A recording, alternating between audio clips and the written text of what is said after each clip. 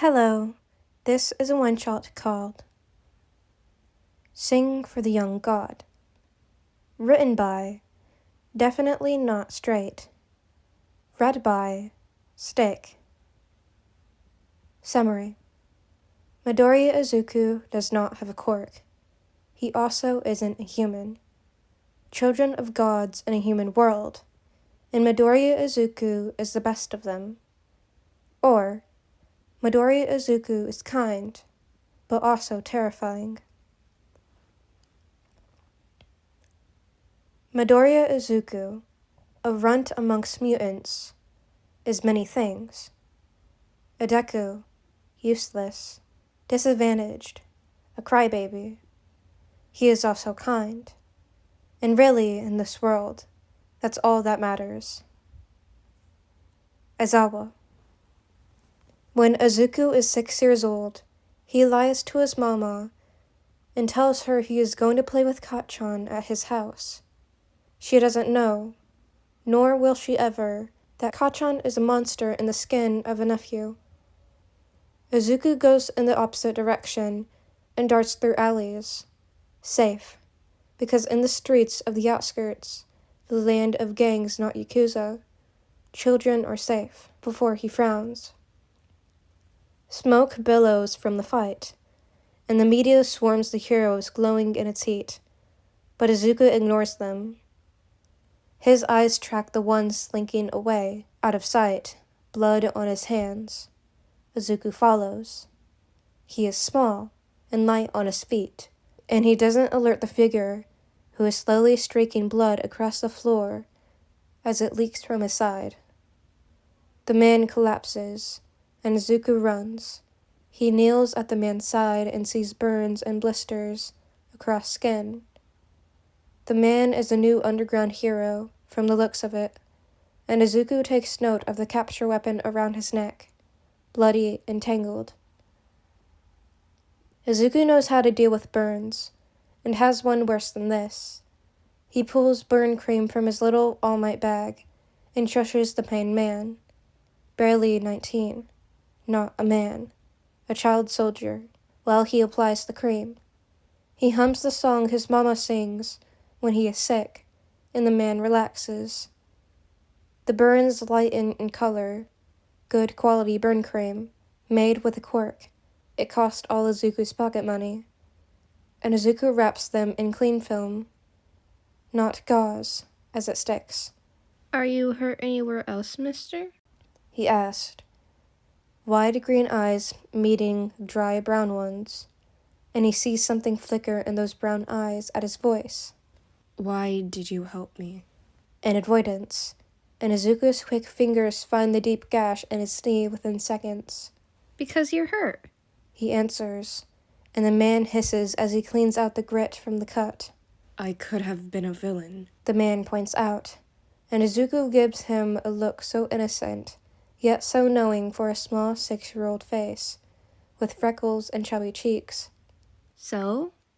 Everyone deserves to be looked after, he says, and the hero contemplates him. He stands, looking a lot better than before, and he turns to Izuku before he runs to his agency. Don't let the world warp that kindness, kiddo. Izuku doesn't intend to. Nedzu. His base instincts are screaming, and the quirk they forced into him is ramming into every nerve he has. He hasn't slept in days, and his eyes burn, and his head feels like someone is stamping on it. He lets out a pitiful whine that is all animal. He is wandering through some woods, having hoped a walk in the trees would soothe him, but the bird cry and the rustles are just torture to his sensitive ears and his pounding head. He eventually just curls into some grass, sobs softly, and closes his eyes. He thinks bitterly that if he dies here, he will be glad. Footsteps, and Nedzu forces himself up, teeth bared. He sees a boy watching him with small hands and scarred knees. Burns. His head shot somewhere, but the eyes of a fox hunting a rabbit. Sharp, taking in every detail. Nedzu should run, pinned under a glinting, green stare. Instead, the screaming in his head stops. He slumps, and the boy slowly steps forward and rolls him a sealed bottle of water. Here. Migraines can dehydrate you. My mama gets them a lot. He says simply, as if the water is a simple gift, not life itself for his poor dry throat and his suddenly painless head. Nezu reaches a paw for the water, shaking with exhaustion, unable to open it. May I do it for you? If anyone else asked that, Nezu would destroy them. He was not weak. He was not a creature to be coddled or looked down upon. But in those hunters' eyes, he saw nothing. No pity, no mocking, just bright, bright green and kindness. He lets out a nod. The boy swiftly opens it and passes it back, then lifts his palm to be spread wide on his bare knees. Unthreatening, small, sweet. Nezu realizes that this child doesn't know that he is the apex predator, doesn't know of the hum about him, the way the grass moves of its own free will, to caress his scars without wind to move them, unaware of the other animals peeking their heads out to look at the little sprite that has blessed them. This is a pixie in human flesh, and he doesn't even seem to know. Here. The boy has pulled a box of eggs and a bento box from his bag. The bento box is filled with compartments of fruits, cooked chicken, and leaves, the food in which a stoat needs to survive. This boy knows he is a stoat. Not even the remaining scientist who created him, who he didn't kill, the ones who he had spared as a message, when they watched his sharp claws emerge from the other side of their friend's skull, covered in blood and brain matter, remember what he is. Somehow, Nezu doesn't mind the child knowing. He eats, watching the boy content to bask in the sun while he does, green curls flashing in inhuman gold as they ruffle with his movements. A sparrow flies to land on him, and the child laughs, pure, otherworldly. Just for a second the sun shone hotter, and the flowers bloomed, even though it was February, stroking scarred little fingers over dark feathers. Would you like me to carry you back to UA? The child knows who he is, isn't afraid, isn't in awe, isn't disgusted. The question is gentle and soft, and not a pity, but an offer so genuine and practical. Nezu looks up at the winter sun and flinches, before he nods to the teen. Okay. As if it was that simple. Maybe it is. He is placed in the scarf around the child's neck, and the child walks.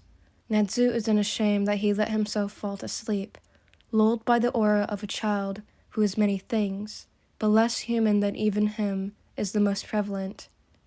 He is awoken with a simple tap to his nose, and he wakes with a silent mind and more well-rested than he ever remembers. He sees the sun is down, and the stars are out, and that the child has been sat outside the UA gates for hours.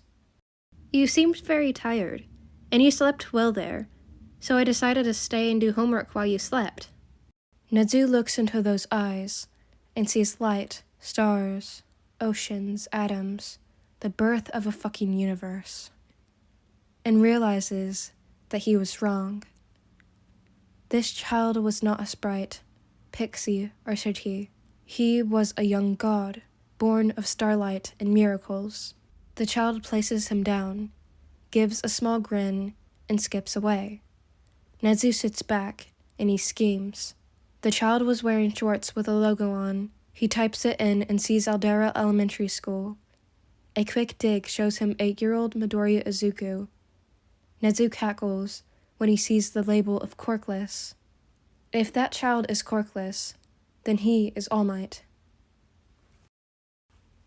Kayama Namuri.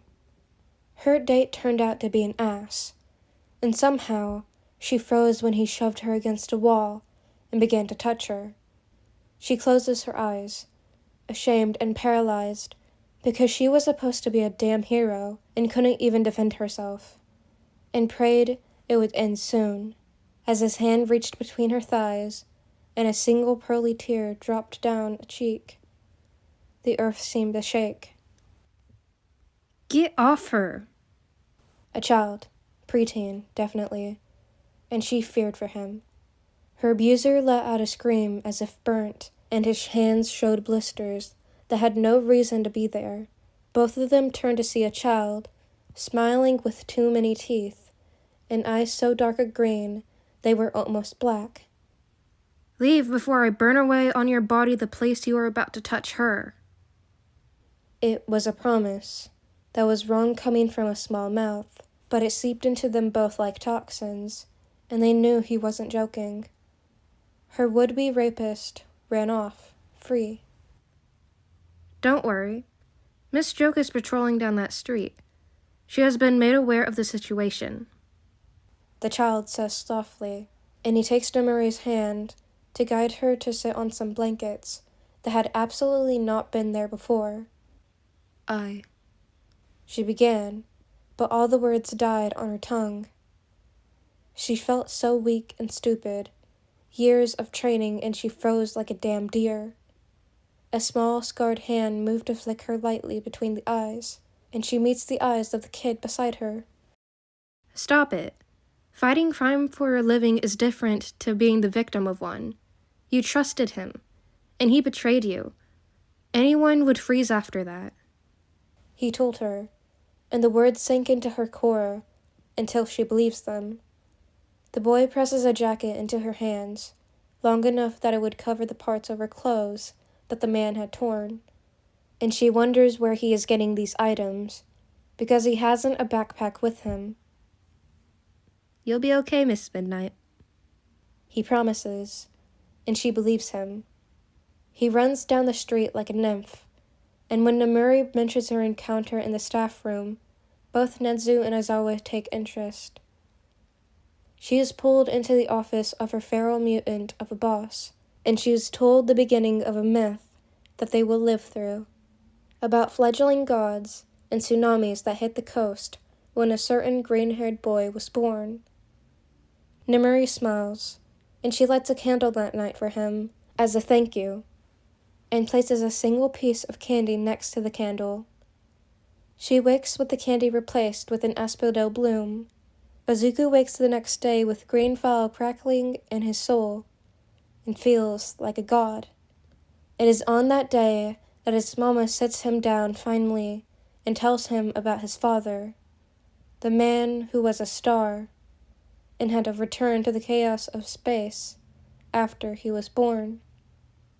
He smiles and tells his mother of his gifts, of how he can summon and create and see more than he should. Inko smiles, a feral thing that told Izuku he did not inherit his rage from his father, and tells him she is proud. Toga. She sobs in her corner, thin and dizzy, and so hungry. Her leg bleeds from where she cut it, climbing from her window, from the cell her guardians kept their monster of a child. Her own blood can't sustain her, she knows. She has tried. Her stomach aches something awful with hunger, and she screams as her mind snaps a little further, her thought warping as she smells a human nearby. Her self-control is snapping. She's so hungry. She wants to eat. A bloody wrist appears under her nose, and her blurry gaze meets glowing green eyes. She can't help herself, and she sobs as she fastens her mouth with her sharp little teeth into the cut, sucking like it's her last meal. It might be, if her parents find out she has eaten. The blood is sweet and perfect, hot on her tongue, and her body relaxes slowly when she realizes that the boy isn't fighting her. The blood slowly stops, and she whimpers. The boy pulls away, reopens his wrist, and offers it again. 5 times he does it, until Himiko can actually see and hear and feel like a person again. She watches as the cut heals instantly, and she cowers from the boy. It's okay, he tells her, and his voice vibrates like an angel is talking to her, like how is described in the book the priest her father had called in said. "But I'm a monster," she tells him, repeating words beaten into her. "You're not. But even if you were, monsters deserve kindness too. You're not going back there. Can I take you somewhere safe?" He says, and she believes somehow that she will be safe wherever this boy takes her. She takes the scarred hand that is outstretched and basks in the warmth of human touch. Well, almost human.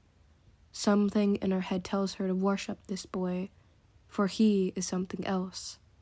He leads her down streets, buys her clothes and soft toys that she had never been allowed since she was 4, and takes her to a little house on the suburbs. She meets his mama, who is kind and sets her up a bedroom, who is a nurse and can get blood for her with no judgment, who smiles at Himiko and bathes her wounds and says she has always wanted a daughter. Himiko is home, and she has a god for a brother. She is safe now, and always will be. Eri. When Izuku is 12, he shoots from his bed one night. His eyes blaze, and his mother and sister let him go with soft, encouraging words. They light candles for him and burn herbs that give him power, and watch as he slips into shadow. He appears in the Yakuza compound like a demon, and he watches as his little sister, by blood, a child born of a star, sob in the arms of an old man who looks despaired. He watches a man who he has been watching creep forward, reaching for his sister. He will not allow Kai Chisaki to harm his little sister. Thunder strikes, and green eyes glow like gems, and eyes flash to him. Bullets bounce off of him as he walks forward, and he vanishes those who try to use their quirks. The little girl with red eyes, silver hair, and a glittering horn has stopped crying. She recognizes her brother. "You will not harm her," Izuku says softly, but it cuts across the ground and shatters windows. It makes ears bleed and the little girl giggle. "Who are you?" the old man asked, clutching her close. He seems to care for her, at least somewhat. "Brother!" Eri cries, and she wiggles in his arms until she is set down, and Chisaki's grabs for her miss each time as Izuku flings him across the compound. Eri slams into Izuku, and they both light up in green and gold respectively, and the stars burn bright as their father watches over them. "Can you control her quirk?" the man asked, and Izuku gives a childlike giggle.